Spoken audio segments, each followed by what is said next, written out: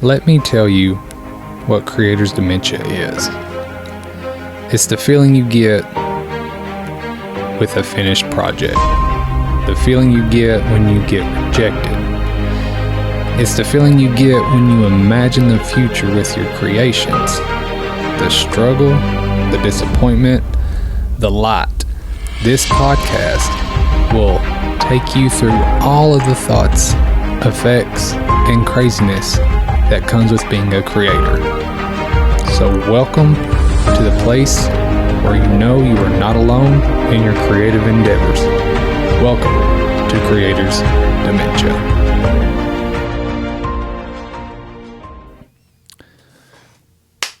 Welcome to another episode of Creator's Dementia, where we try to learn about the crazy crap we deal with while also trying to figure out ways to improve ourselves when it comes to our passions and our creativity.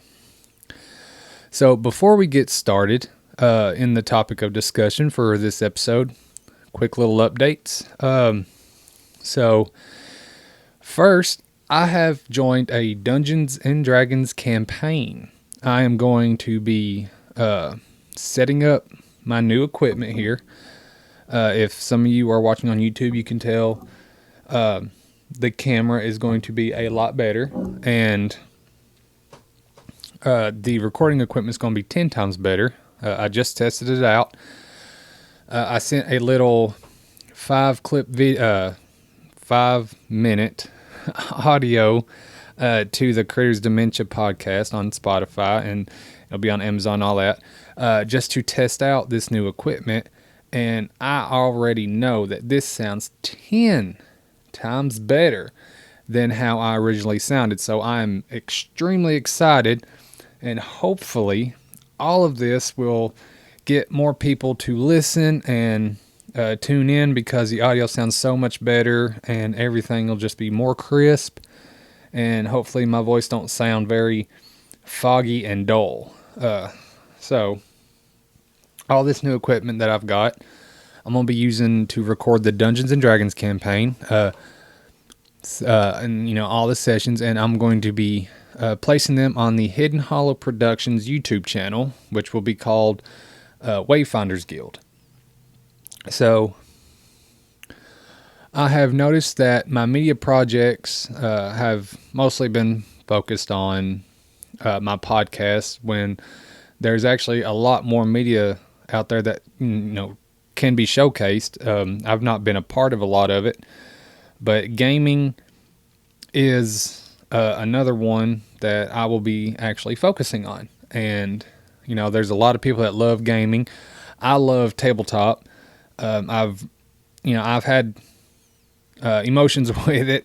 That's the best way to put it. But I've gotten more passionate about it, and I want to get more into it. And I want people that enjoy Dungeons and Dragons and things like that to actually tune in and see how some of us actually play it. I've actually ordered, I already received it too. I got a Dungeon Master's Handbook, because I'm going to test out a whole nother campaign as well. I'm going to attempt to be a dungeon master for my own campaign. And my good friend Tyler, he is the one of the hosts of Between Lewis and Lovecraft. He was doing the Players Guild podcast, where he had him and a bunch of his friends playing Dungeons and Dragons, and he recorded it and put it on Spotify. And that podcast really got me into wanting to play Dungeons and Dragons more, by the way he held the game and all the stories that came with it and all the people that played. So he actually helped me with some of the fundamentals of creating, of trying to be a dungeon master, and he's let me in on some tips and tricks, and he sent me some files that'll hopefully help me improve and get me going. So Tyler, thank you very much for all of it. I really appreciate it. You have no idea how much it has helped me, if you are listening. But so gaming is going to come into Hidden Hollow Productions, and we're going to start off with D&D gameplay. And I'm thinking about talking to a gaming place that's actually in the next town, where people gather and actually they play Magic and all sorts of other games. So I'm hoping they will let me film maybe one of their game sessions and kind of stick it on the Hidden Hollow Productions YouTube channel so other people can see how that is played as well. I've tried to learn Magic, the card game, and I kind of understand just little bits and pieces of it, but I don't get the whole thing because it is, I don't know, maybe my brain just is not working properly when it comes to that, but it seems fun, and I think I would enjoy it if I actually am able to understand it and play it. And I say if I can take my camera around and record people playing it, maybe I can get a better understanding of how Magic the game works. So we will see how that goes. But it's this whole transition that I'm trying to do. It's a way I want to take this media company that I'm doing. Because right now it's just me. I'm in charge of everything. I'm the one that puts forth all the money. I'm the one that gets the equipment. And I'm looking for people to join in with me. And hopefully now with this new audio equipment, and I can record better and kind of do things a little more professional, maybe I'll get the right ears and the right eyes, and maybe somebody will take notice and be like, hey, I want to sponsor you. I want to help you out. So let's do this. So hopefully, I can get it there, and maybe someone will just hop on to the Hidden Hollow Productions bandwagon that I'm trying to get on the tracks. But another update, going away from what Hidden Hollow Productions is going to do. I mentioned this in that little 5-minute tidbit that I just posted onto the audio version of Creators Dementia with all the platforms. Christmas in Quillandia is out. It was I'm recording today, which is the 11th. So all this, so what I'm about to say is actually for tomorrow when it comes to what I'm about to tell you. So I'm going to go ahead and say it's already out, considering the fact that the ones that are listening or watching on YouTube, will see this on Friday or over the weekend some point. But Christmas in Quillandia is out, got released on the 12th. Me and 6 other authors brought forth another fantasy adventure for your reading and viewing pleasure. Me, Rustina, and Dana put together the cover. Rustina had a big hand in it. Dana brought us together to get all this done because poor Dana, she's constantly working, trying to advertise her the Dragon Child, and she just has a lot going on, so she needed a little help. So me and Rustina offered to help, and Rustina is learning how to actually publish and get a book together, so that was a good learning experience for her as well. So now maybe when she has her own solo work and she goes indie publishing, she can do it without any problems or troubles, and she can just continue to just move forward and go up that mountain that all of us indie creators have to go up. But the cover is amazing. I'm in love with it. I love the stories that's in this book. It's actually going to be cheap because it is a novella. It's not a full-blown novel. It's a novella because, like I said, it's 7 authors that's pitched in from 6,000 to 10,000 words. So it's going to be, if you're riding a bus to work or riding a train to work or just communing with other people, you can pull it up on your digital device that you use, or if you're going to have the actual printed out copy, it'll be a nice little read until you get to work or in between work, at lunch, stuff like that, and you can go through and see all the skills and the talent that all these other authors have to offer. And hopefully it'll help you fall in love with Quillandia, because Quillandia is a fantastic place that we all created, that we have all brought together. And if Quillandia was real, I would definitely be living there because I love it. I love the mansion and the island that we created, the land, all the magic, the fantasy. It's just phenomenal. It's a great escape. But yes, look for Christmas in Quillandia. It is going to be available for download as well as physical copy. So make sure you get your copy. And it's Christmas is right around the corner, and it'd be some great Christmas stories, because that's what they are. Just a bunch of Christmas stories, and that happen inside Quillandia. So make sure you get you a copy of Christmas in Quillandia. So I'm honestly proud to say that I will have 2 story releases this year. That hardly ever happens. Usually my work is pretty spread out pretty far. But this year I had Legion's Dawn come out, and now I will have a story in Christmas in Quillandia. So I will have, let's see, I got Zed's Rising, Zed's Wayward Son, Quillandian Guardians, Legion's Dawn, and now I'll have a D20 Christmas in the Christmas novella. So I'll actually have 5 published works out there. Did not think that would ever happen, and I'm super stoked that it is. You have no idea how excited I am, and I hope you all are going to get excited for this too, because reading is a great escape from an everyday life, and the hard work that we put into our stories such as this, I hope we can actually pull you in and give you an escape. And it's just magical. I love it. I cannot wait for you guys to read it. It's going to be fantastic, and I am so proud of all the fellow authors that joined in on this, because their talents and skills, without them, Quillandia would not be here. It would probably have a foundation, but it would not be the world that it is. And I'm super stoked and super excited about it. I cannot wait for you guys to check it out. So, as you can tell, so many projects. So with so many projects floating around with me, I'm trying to pace myself when it comes to everything, so I don't get burnt out like I did last time. That 2-month hiatus happened because I was moving.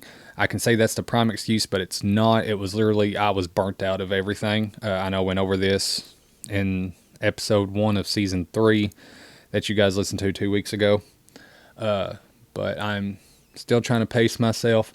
I'm fixing to get back on a workout plan because I am so uncomfortable, and where I had such high anxiety there for a long time, I kept eating. So I know I'm not where I was at the beginning of the year. I'm going to have to do a workout plan just to get myself back into shape, and I need to exercise. I do, and that's a given. So that's going to be on my agenda. But I do believe that is all for the updates. So we are done with those. So it is time to actually get to the topic I have come here to discuss. And the thing is, I actually recorded this episode yesterday, on the 10th, or the 9th, the 10th. But the thing is, I'm not used to my new equipment. So I started recording. I got about 5 minutes worth. And then I hit pause because my wife called, and, so I answered the phone. And then I thought I hit record again, but apparently not. So I spent 55 minutes talking and not recording. So I've got to learn to pay attention. So here we go again with episode 2 of season 3 of Creator's Dementia. And the topic at hand is ghost writing. And I influenced the T on that because there's one person I asked, I said, do you know what ghost writing is? And they said the Marvel character. And I was like, no, writing, not writing. So, now most, if not all authors have explored, heard, or slightly thought about this type of profession, and it has its drawbacks, but you can make good money, with this career path, but it comes with no recognition unless the author chooses to provide, okay, so that kind of doesn't make sense. I need to reword that. It comes with no recognition unless the person who hired the author to write their published work chooses to give them acknowledgement. And yes, that comes with ghostwriting. Ghostwriting is the process of writing a piece or copy of work under someone else's name. An example, it would be a freelancer could be hired to write a blog post for another person, and it would be published under the hiree's name. So ghostwriting is when someone's name gets put as the byline for something someone else wrote. Legally, of course, not plagiarism. That's a whole nother tragedy and topic that, at one point it is highly possible that we will discuss, because everyone has heard of plagiarism and it is not a good thing. So, but we're not going to talk about plagiarism on this episode. But the responsibilities that come with being a ghostwriter can be a number of written works that are required by the ones hiring a freelancer.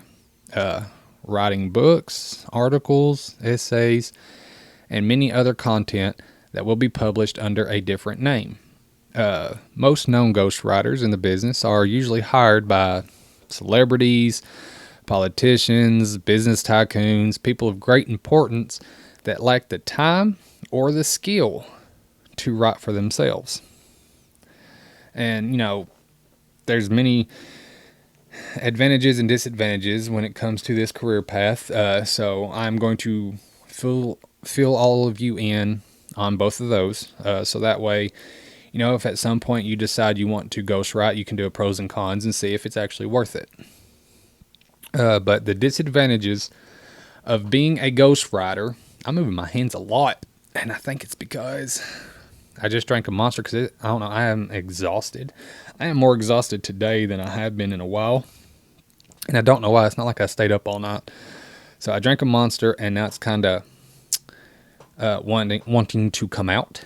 So I'm kind of dancing a little bit here, moving my hands, trying not to concentrate on having to stop and go and then come back. So if you see me on YouTube kind of moving around and crap, that's why. I'm trying not to move so much because my chair, you have heard it if you have listened to any other episodes, but it squeaks if I move too much. And this microphone has such good quality, and plus my new camera here, I don't want it to pick it up. So I'm trying not to move my lower body. I'm trying to move my hands to keep myself occupied. So, but back to the topic. The disadvantages of being a ghostwriter is a lot like being a content creator. It is a highly competitive field. There are few opportunities available. Less are advertised on job sites. It can be extremely hard to find a constant revenue stream for being a ghostwriter. You have to give up the byline, which is a big disadvantage. I mean, if you're anything like me, you love seeing your name on the spine of a book or somewhere on the cover of your published written work.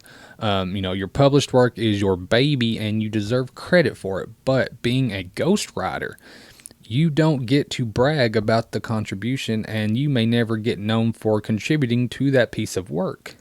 So I don't know if I'd actually be able to be a ghostwriter. And I don't know if that sounds selfish, but I mean, if I work hard on something, a project or a book or, any piece of work, I want people to know it's me, unless I am aiming toward the fact that I want to stay anonymous for a piece of work that is out there. Who knows? Maybe one day I might develop a pen name and try and write something completely out of my wheelhouse and see how it works.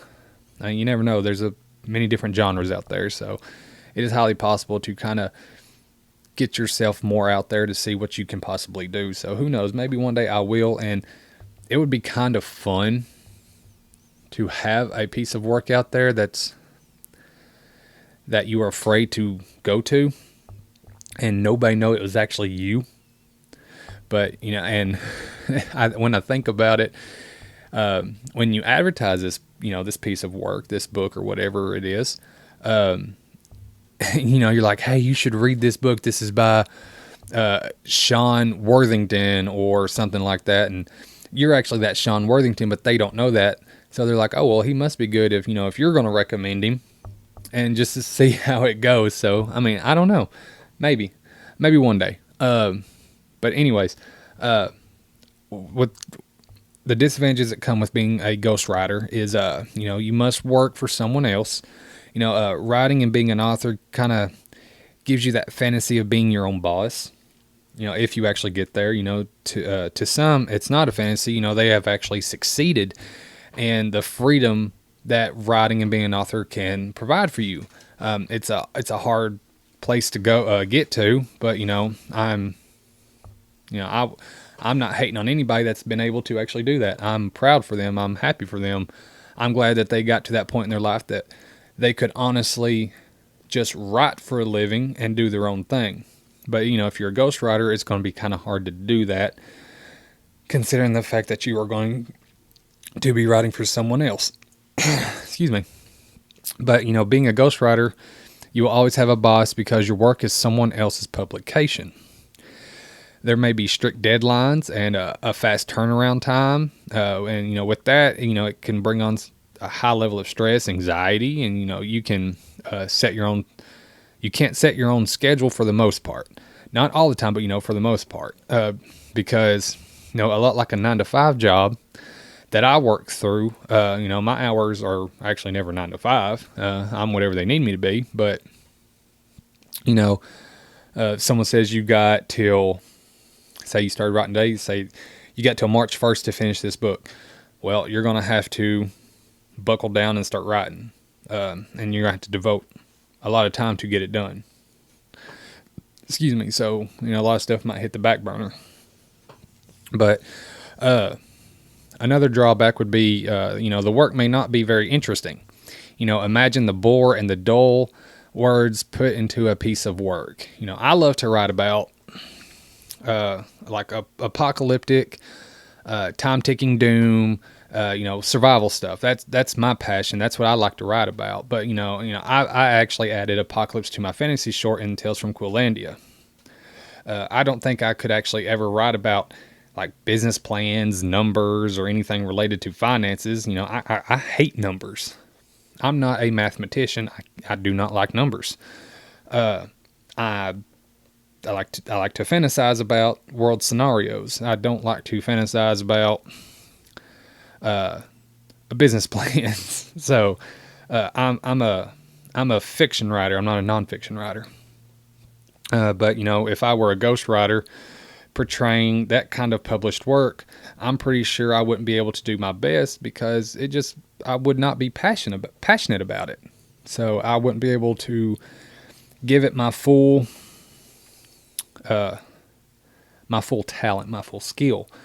I would be bored out of my mind. And when I get bored with doing something, it kind of just fades back.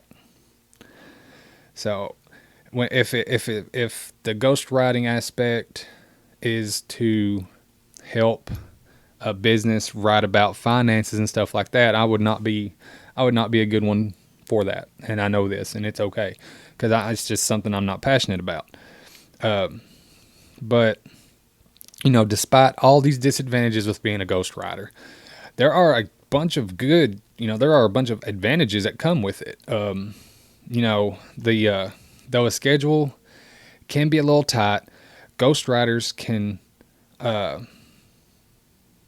they can earn income when pursuing their own projects. They can earn income while pursuing their own projects. So, if your schedule's not so tight with someone else's work that they're trying to get out there, you have the ability to do your own thing as well, and you're still getting paid to do someone else's work. That's a lot like a regular job, but with ghostwriting, it's not like you got to be somewhere at a certain time. You just got to sit down where your workstation is and get it going. But assignments can cover. Another advantage is assignments can actually cover almost every topic under the sun. You can actually discover new things and become very knowledgeable about the different topics that you possibly never had the time to research or, even learn, or even try. There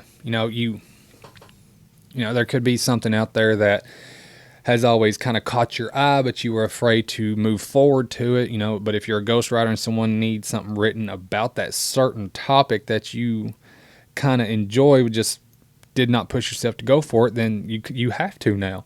So it can give you the ability to actually learn and try new things, give you more knowledge about certain topics and subjects out there that, can broaden your mind.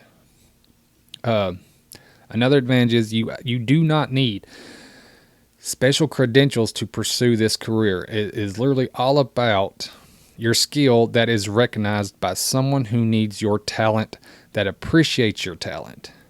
So if you have that talent that they're looking for, then there you go. That's all you need. You don't have to have a degree. You don't have to have all these special credentials, like I said. And they can literally just be like, hey, I will pay you to write this for me. Can you do it? And then there you go.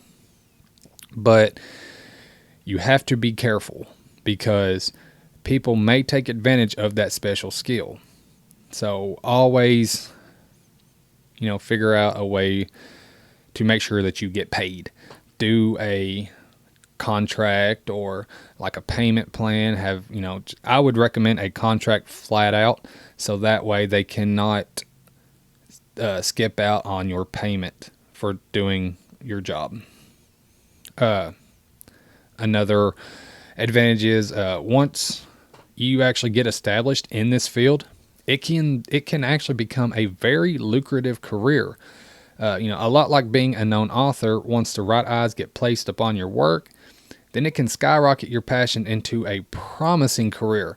More people that need your skill will be able to see you and notice you and hire you.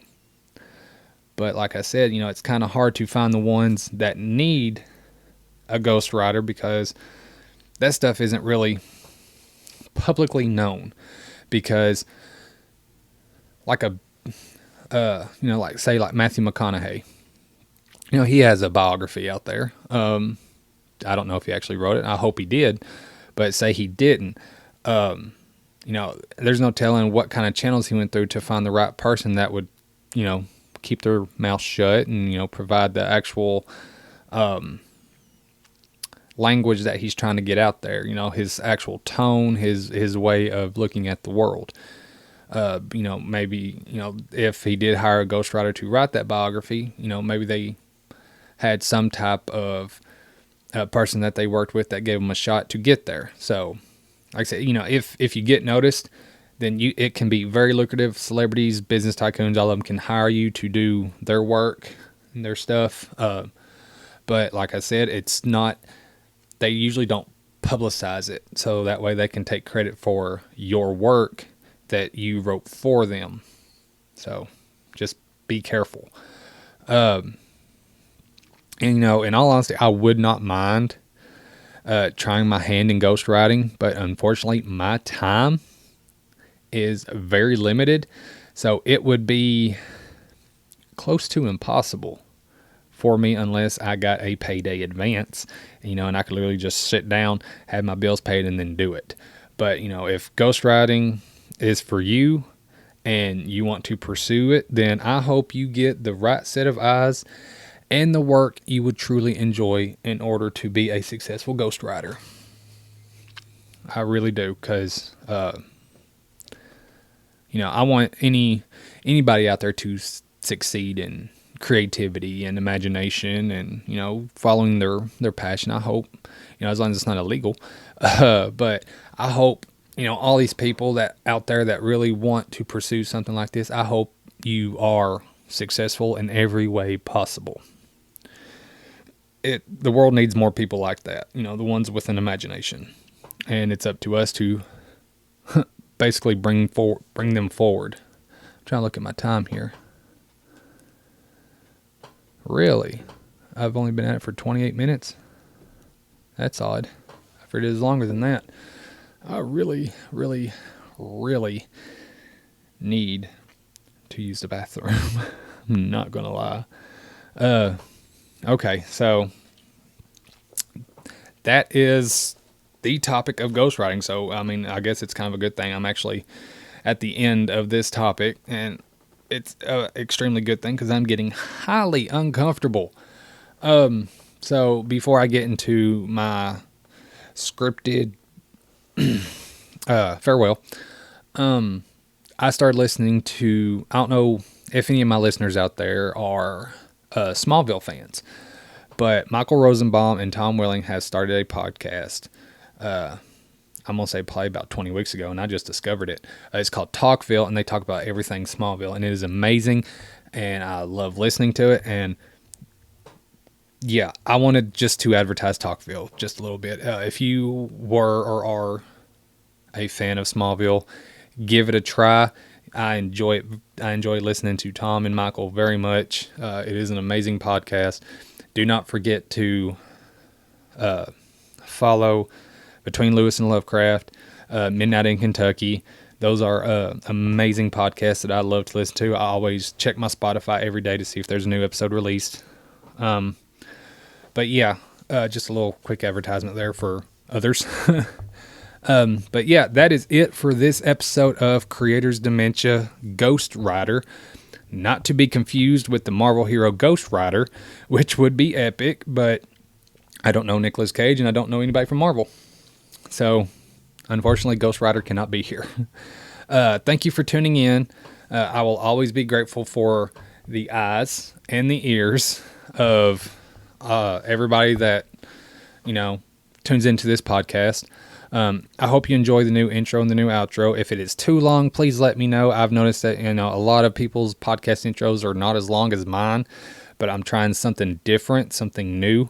So it's a whole new take, but if it completely drains you out, just let me know and I can change it again. It's perfectly fine because I'm here not only as a passion, but hopefully, as my personal passion, but hopefully as a passion for you to learn stuff about the creative world and hopefully offer you stuff that you didn't know about that will help you in your passions and your creativity. So that way you can continue on the awesome journey that this world truly needs. If you have any questions, any comments, or just want to give me feedback of any kind, please feel free to email me at creatorsdementia@gmail.com. I would love to hear from the handful of listeners that I have. I am always grateful for the support that I get. If you don't care, share it. You can even brag about how the audio sounds 10 times better with this episode than the rest of them. I will take it because I know it's going to sound better. This is what I have to do. I have to learn. I have to equip myself with the right tools in order to actually have this a successful podcast. I'm trying my best, and I'll continue to try my best. So yeah, if you want to offer any type of support, share Creator's Dementia out there, give me comments, feedback, and I offer support myself, if you have some work you want showcased. Sorry, for some reason there's something in my throat. There we go. Okay, so if you have some type of work you want showcased, send it my way. I want to support indie work, indie authors, indie creators as much as possible because, we all need that kind of support. We're all looking for that kind of support. You always got to have someone behind you pushing you forward and, just trying to reach down from that mountain to help you climb up it so that way you can truly get to where you need to go. Don't forget to, look up Christmas in Quilandia. It's like I said, I'm pretty sure you would enjoy it if you like fantasy, Christmas stories, anything like that. Mine is called a D20 Christmas, which is kind of referencing to Dungeons and Dragons. But it's not solely Dungeons and Dragons. It's just has a reference point. And, I think the story ended up pretty good. I'm not going to lie. I'm proud of myself for it. But yes, so love you all. Thank you for everything. I really appreciate it. Even if you can't, I am going to try and start a Patreon, just to see if anything can happen. Even if I don't get anything, I still appreciate the eyes and ears. That's a lot of support for me. Don't forget to rate this podcast. Spotify allows a rating system. I see right now I've got 5 stars, which is amazing. I think that might be 1 rating. I'm not sure, but that is awesome. Thank you very much. I really appreciate everything you all do, and I hope that you succeed in every creative aspect that you can think of, because your passion is important, not only to you, but to me and to this world. And never forget that. So until next time, my Demented Creators, this Demented Creator is out. Boom! Hopefully you enjoyed this episode of Creators Dementia. I hope I conveyed the aspect of being a creator. It's not easy. It will never be perfect, but it is always hopeful. If you have any feedback you want to send my way, feel free to email me at creatorsdementia@gmail.com. Share the show, give us some stars, send me some of your creative work, and I'll put it on here. Creators need all the support they can get. Thank you for listening. Love you guys. Demented Creator out.